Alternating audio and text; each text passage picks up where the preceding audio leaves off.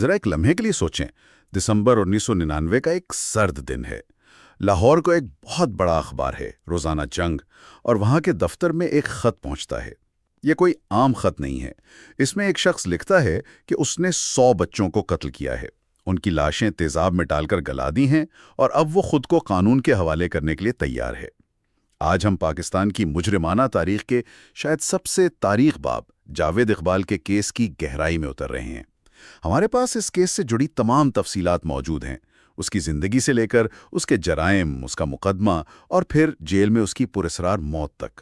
ہمارا مقصد صرف کہانی سنانا نہیں، بلکہ یہ سمجھنا ہے کہ یہ سب کیسے ہوا، کیوں ہوا، اور اس ایک شخص نے پورے ملک کو کیسے ہلا کے رکھ دیا۔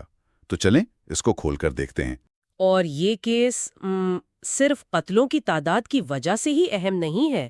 جو چیز اسے واقعی خوفناک بناتی ہے وہ ہے اس کے پیچھے کی منصوبہ بندی۔ ایک ایک تفصیل کو بڑی بے رحمی سے لکھنا، اور شاید سب سے بڑھ کر وہ معاشرتی بے حسی جس نے یہ سب کچھ ہونے دیا۔ یہ کیس صرف ایک شخص کا جرم نہیں، یہ اس وقت کے پورے نظام پر ایک سوالیہ نشان ہے۔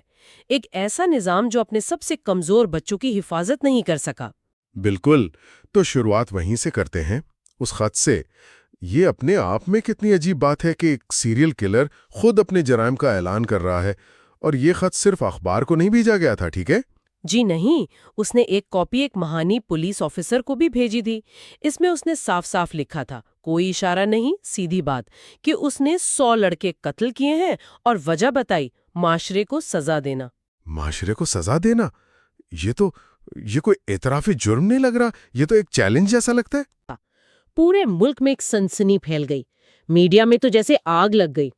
پولیس پر شدید دباؤ آ گیا، اور وہ فوراً اس کے بتائے ہوئے پتے شاد باغ لاہور میں اس کے گھر پہنچی۔ لیکن وہ وہاں تھا نہیں، ہے نا؟ نہیں، وہ غائب تھا۔ پولیس کے پہنچنے سے کچھ گھنٹے پہلے ہی نکل چکا تھا۔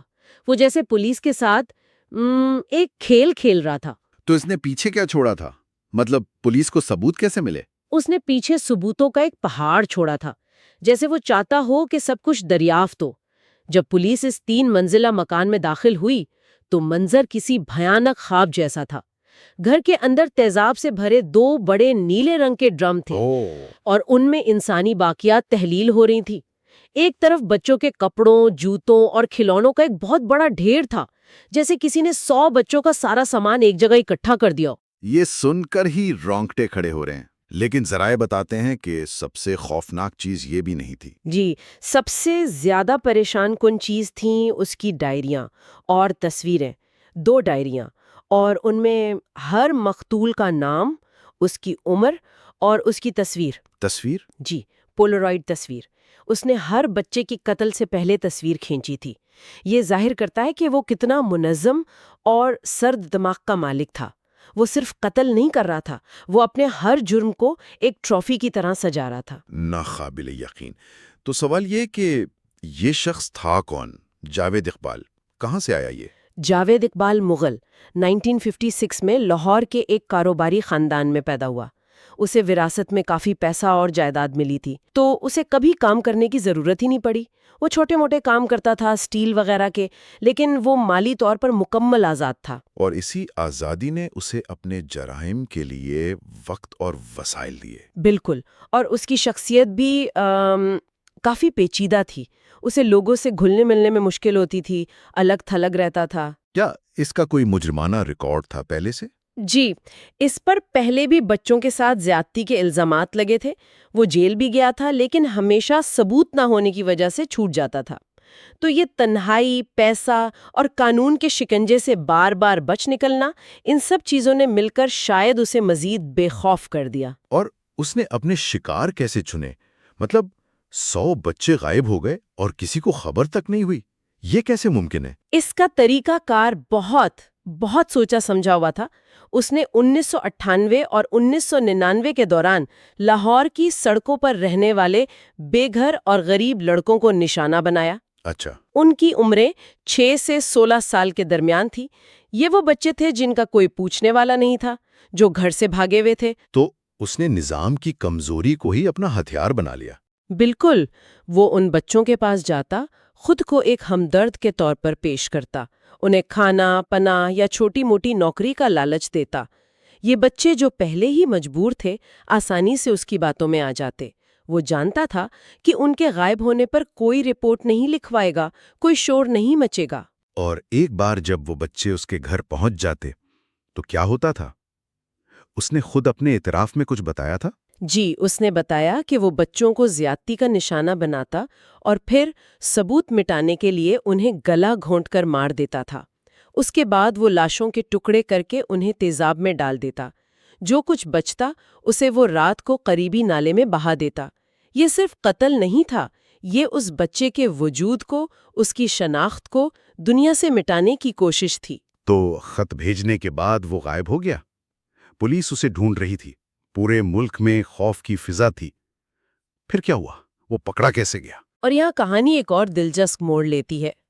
تقریباً 1 مہینے تک پولیس اسے پورے ملک میں تلاش کرتی رہی، اور پھر 30 دسمبر 1999 کو وہ خود چل کر روزنامہ جنگ کے دفتر میں داخل ہو گیا۔ اخبار کے دفتر میں؟ پولیس اسٹیشن کیوں نہیں؟ یہی تو اس کی نفسیات کو ظاہر کرتا ہے۔ اسے گرفتاری سے زیادہ شہرت چاہیے تھی۔ وہ چاہتا تھا کہ اس کی کہانی دنیا تک پہنچے، لیکن اس کی اپنی شرائط پر۔ اس نے وہاں صحافیوں سے کہا، میں جاوید اقبال ہوں، 100 بچوں کا قاتل۔ میں نے اپنا کام کر دیا ہے، اب انصاف کرنا آپ کا کام ہے۔ یہ اس کی نرسست تھی، توجہ حاصل کرنے کی شدید خواہش۔ اس کی گرفتاری کے بعد ظاہر ہے مقدمہ بہت تیزی سے چلا ہوگا، عوام کا دباؤ بھی بہت زیادہ ہوگا۔ جی، بہت تیز۔ اس کے خلاف ثبوتوں کا انبار تھا، اس کا اپنا اعترافی بیان، اس کے گھر سے ملے شواہد، وہ ڈائریاں، تصویریں، اور کچھ بچے جو اس کے چنگل سے بچ نکلے تھے، ان کی گواہیاں۔ بچ نکلے تھے؟ جی، چند خوش قسمت بچے تھے جو کسی طرح بھاگنے میں کامیاب ہو گئے تھے۔ ان کی گواہی بہت اہم تھی۔ اس کے لیے اپنے جرم سے مکرنا ناممکن تھا۔ اور پھر عدالت نے وہ سزا سنائی جس کا ذکر آج تک ہوتا ہے۔ بالکل، مارچ 2000 میں جج نے اسے تمام 100 قتلوں کا مجرم قرار دیا اور ایک علامتی سزا سنائی۔ حکم یہ تھا کہ اسے مینار پاکستان کے سامنے ان 100 بچوں کی ماؤں کے سامنے گلا گھونٹ کر مارا جائے گا۔ اور اس کی لاش کے ساتھ بھی کچھ کرنے کا حکم تھا؟ جی، حکم تھا کہ اس کی لاش کے 100 ٹکڑے کیے جائیں اور انہیں اسی طرح تیزاب میں ڈالا جائے جس طرح اس نے بچوں کی لاشوں کو ٹھکانے لگایا تھا۔ یہ تو آنکھ کے بدلے آنکھ والی سزا ہے۔ کیا اس کا مقصد عوام کے غصے کو ٹھنڈا کرنا تھا؟ یقیناً، یہ سزا قانون سے زیادہ عوامی جذبات کا اظہار تھی۔ جج شاید ایک مثال قائم کرنا چاہتے تھے، لیکن حقیقت یہ ہے کہ اس سزا پر عمل ہو ہی نہیں سکتا تھا۔ پاکستانی جیل کے قانونوں میں اس کی کوئی گنجائش نہیں ہے۔ عملی طور پر اسے سزائے موت سنائی گئی تھی۔ لیکن اس سزا پر عمل درآمد کی نوبت ہی نہیں آئی، ہے نا؟ نہیں آئی۔ کہانی یہاں ختم نہیں ہوئی۔ سزا پر عمل ہونے سے تقریباً 1.5 سال بعد اکتوبر 2001 میں جاوید اقبال اور اس کا ایک ساتھی ساجد احمد جیل میں اپنے سیل میں مردہ پائے گئے۔ مردہ؟ سرکاری طور پر کیا وجہ بتائی گئی؟ سرکاری رپورٹ میں کہا گیا کہ دونوں نے خودکشی کر لی ہے، اپنی چادروں سے پھندا لگا کر، لیکن اس بات کو عوام نے کبھی نہیں مانا۔ بہت سے شکوک و شبہات پیدا ہوئے، کئی کہانیاں بنی۔ کیا کہانیاں؟ مطلب لوگوں کو کیوں لگا کہ یہ خودکشی نہیں ہو سکتی؟ ایک نظریہ یہ تھا کہ اسے جیل کے اندر ہی قتل کیا گیا ہے۔ شاید کچھ اہلکاروں نے اسے خاموش کروا دیا تاکہ اس کی عجیب و غریب سزا پر عمل کرنے کے تنازع سے بچا جا سکے۔ دوسرا نظریہ یہ تھا کہ جیل کے دوسرے قیدیوں نے اسے مار ڈالا، بچوں کے قاتل سے بدلہ لینے کے لیے۔ تو سچ کبھی سامنے نہیں آیا؟ ایک عدالتی انکوائری ہوئی تھی جس نے خودکشی کی ہی تصدیق کی، لیکن وہ شکوک و شبہات آج تک موجود ہیں۔ اس کی موت بھی اس کی زندگی کی طرح ایک معمہ بن کر رہ گئی۔ تو جب ہم اس پورے کیس کو دیکھتے ہیں، اس کا ورثہ کیا ہے؟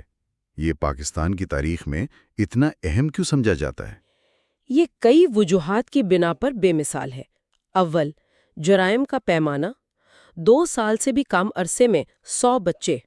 دوم، اس کی منصوبہ بندی، ہر چیز کو لکھنا۔ قاتل ثبوت مٹاتے ہیں، اس نے تو آرکائیو بنایا ہوا تھا۔ لیکن سب سے بڑا اثر اس کا معاشرتی تھا۔ اس کیس نے پورے ملک کے والدین کو خوفزدہ کر دیا تھا۔ اس نے پہلی بار بے گھر اور لاوارث بچوں کے مسئلے کو قومی سطح پر اجاگر کیا۔ اور اس نظام کی ناکامی کو بھی بے نقاب کیا جو ان کی حفاظت کے لیے بنایا گیا تھا۔ بالکل۔ تو جاوید اقبال کی کہانی صرف ایک سیریل کلر کی کہانی نہیں ہے، یہ اس معاشرتی ڈھانچے کی بھی کہانی ہے جو اپنے سب سے کمزور لوگوں کی حفاظت میں ناکام رہا۔ یہ ان بچوں کی کہانی ہے جنہیں معاشرے نے پہلے ہی بھلا دیا تھا اور ایک درندے نے انہیں ہمیشہ کے لیے خاموش کر دیا۔ ذہن کی بات ہے، لیکن یہ سوچنے پر مجبور کرتا ہے کہ ایک شخص معاشرے سے کس حد تک متنفر ہو سکتا ہے کہ وہ اپنے جرائم کو انتقام سمجھے۔ اور ایک